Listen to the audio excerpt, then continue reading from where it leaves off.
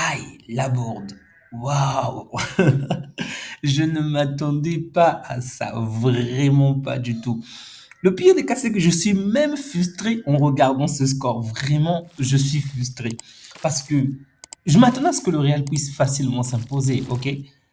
Déjà, ça se termine en un match nul, c'est déjà une bonne chose. Mais je suis frustré parce que Mallorca s'est procuré assez d'opportunités pour gagner ce match. Et ils n'ont pas pu en conclure. Oh, c'est de là que vient ma frustration parce que Mallorca a finalement réussi à déjouer tous les plans de Madrid. Et à la fin du match, Mallorca avait toutes les armes pour éclater le Real. Non, Vinicius ne pleure pas, Vinicius ne pleure pas, ne pleure pas. C'est pas permis. Vraiment, salut les amis, j'espère que vous allez bien. Donc, je vais parler du match du Mallorca contre le Real Madrid. Donc, pour nous, le championnat commence déjà assez bien parce que le voisin s'est quand même cassé les dents aujourd'hui. Ce n'est que le premier match, ok, tout peut encore se produire, mais ça fait déjà plaisir de voir l'adversaire perdre des points, ce qui est une très très bonne chose pour les matchs à venir. Donc, le Real qui avait aligné aujourd'hui les Galactiques, Vinicius Mbappé, Rodrigo Bellingham, ont été inefficaces. Ils ont bien commencé en marquant le premier but, un excellent but de Rodrigo, mais par la suite, on a vu énormément de manquements de cette équipe.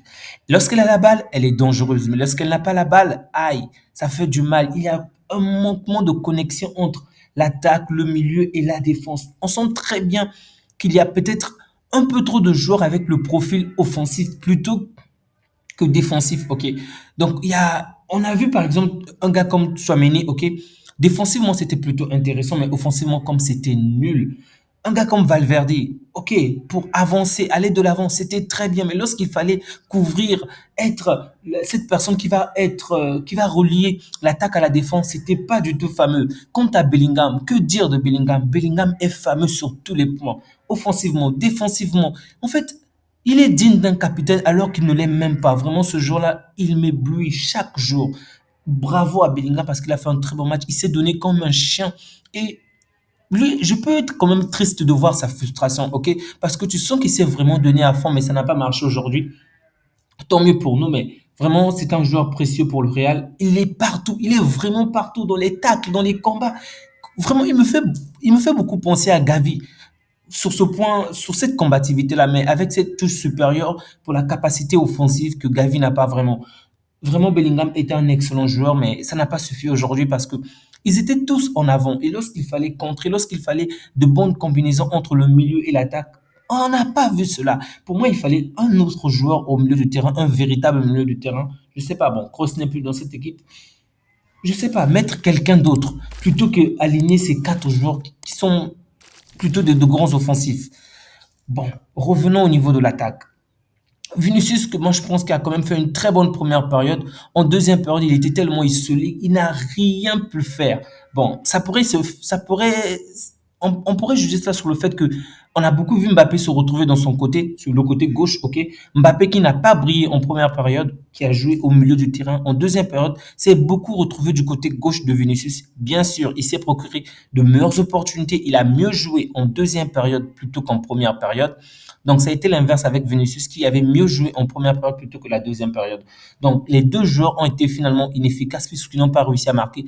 Mbappé en deuxième période, qui avait déjà mal commencé la première période, mais la deuxième période était peut-être mieux. Il s'est procuré pas mal d'occasions, mais n'a pas pu conclure lui également. De bonnes opportunités, mais il n'a pas réussi à marquer. À un moment, il pouvait même faire la passe à Bellingham, faire la passe à Vinicius, mais il a voulu terminer l'action par lui-même. Et du coup, bah, ils ont eu en face de un très bon gardien. Pour moi, c'est pratiquement le second homme du match aujourd'hui. Vraiment, il a été très, très fort. Je parle bien évidemment de Griff. J'espère que c'est comme ça que ça se prononce. Griff a fait un très bon match. En dehors de Muriqi qui a été nommé MVP, pour moi, c'est Griff qui a fait le match parce qu'il a vraiment sauvé son équipe. Il y a eu pas mal d'occasions, pas mal d'opportunités de la part du Real, mais il était constamment là. Je crois qu'il a même réalisé au moins 5 ou 6 arrêts. Vraiment, pour vous dire, il a fait mieux que Courtois aujourd'hui. Bravo à lui. Donc, on attaque toujours avec le Real. Rodrigo a été bon en première période, moyen en seconde période. Et je pense que c'est là le problème avec les attaquants madriens. En dehors de Bellingham, je vais dire, même s'il est milieu, mais il se retrouve souvent en attaque. Les trois joueurs que je viens de citer ont été bons à un moment et ils ont disparu pendant un autre moment. Ça peut être lié au fait que le milieu aujourd'hui n'était pas un milieu de très grande qualité, ok. Individuellement, ces joueurs-là sont bons. Je ne dis rien. OK. Mais collectivement, je pense qu'il y a pas mal de choses à arranger. Il faudrait peut-être que l'un des trois attaquants puisse sortir ou que qu'on puisse trouver une bonne position, par exemple Mbappé et Rodrigo. Je ne sais pas s'il faut le faire switcher. En défense, bon, je les ai vraiment pas trouvés fameux. Je dois le dire, aucun d'eux ne m'a impressionné aujourd'hui. Carvajal a fait un match plutôt correct, mais par rapport aux performances qu'il a l'habitude de réaliser, je dirais que c'est un mauvais match de Carvajal parce que offensivement, il est souvent très bon. C'est pas son poste, mais c'est un latéral qui nous habitue à faire de très bonnes occasions, qui nous habitue à créer de très bonnes opportunités offensives. Aujourd'hui, il a été vraiment en deçà de tout. Il n'a vraiment pas fait de bonnes choses. Défensivement aussi, c'est discutable. Militao, il y a eu de très bonnes actions défensives, mais offensivement, il n'y a pas eu grand-chose.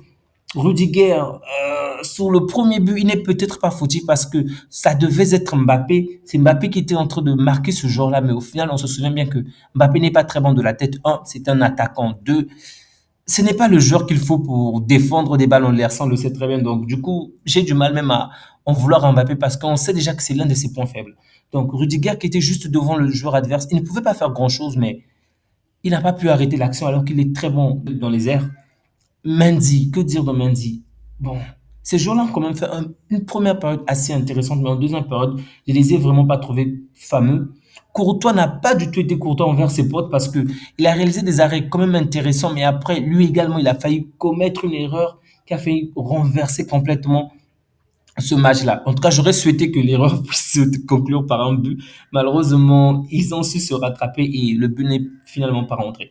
Donc, le Real aujourd'hui qui s'est vraiment pris une belle claque, ça me fait quand même plaisir parce que le Real va certainement revenir plus fort, ça c'est certain. Je vois très bien Carlo Ancelotti modifier les choses, mais ça fait déjà plaisir de les voir perdre des points, ce qui pourrait être très important à l'avenir. Donc pour cette équipe du Mallorca, il y a eu de très bonnes choses de la part déjà du gardien Greff. Il m'a vraiment impressionné aujourd'hui. Morica également a fait de très bonnes combinaisons avec Moriki. Railo a fait un match plutôt intéressant. Moi, celui qui m'a vraiment déçu, c'est Maffeo. Vraiment, Maffeo, bon, je peux le comprendre. Il a eu un carton jaune assez tôt dans le match, mais il m'a énervé. Je vous dis qu'il m'a énervé. Retenez ce que je suis en train de vous dire aujourd'hui. Le prochain match de Barça contre Mallorca, vous allez voir le match que Maffeo va faire. Ce mec-là, j'ai l'impression qu'il attend juste le Barça pour nous sortir des matchs XXL. Contre le Real, il est là. Il a pratiquement été fantomatique. Il n'a pas fait grand-chose. Mais lorsque ça sera le Barça en face, il va soit marquer, soit réaliser une passe décisive, soit être l'avant-dernier joueur à faire la passe. Il réalise toujours. En fait, il va sortir un bon match contre nous et contre les autres équipes, il sera nul. Je sais pas, c'est comme s'il a une dent contre nous. Bref, il m'a quand même tapé sur les nerfs. Heureusement pour lui que son équipe a fait un match nul. Au milieu du terrain, il y a eu de très bonnes choses de Darder également. Mascarel, ça va. Samu qui a failli faire du mal à, je crois, c'était à Vinicius. Ça m'a quand même fait plaisir de voir de quelle manière il était vraiment dans le combat, dans le duel. Je me suis vraiment régalé de voir le Real perdre. Je ne m'attendais vraiment pas à ça. Alors lorsque Mallorca s'est procuré tellement d'actions à la fin du match, mais j'attendais juste à la fin. Marqué. Vraiment, ça s'est passé un tout petit iota. Il aurait suffi qu'on ajoute quelques mètres, quelques centimètres pour que la différence se fasse. Vraiment, bravo, bravo, bravo à cette équipe. Ils ont pratiquement tous joué la carte défensive. Au final, ça a payé aujourd'hui et je ne peux que me réjouir de ce score. J'espère juste que les adversaires du Real vont faire mieux que Mallorca pour que le Real puisse couler le plus tôt possible. Bon, les amis, je vous souhaite une agréable nuit, vraiment une excellente nuit. Prenez bien soin de vous ainsi que des vôtres et que Dieu vous garde. Au revoir.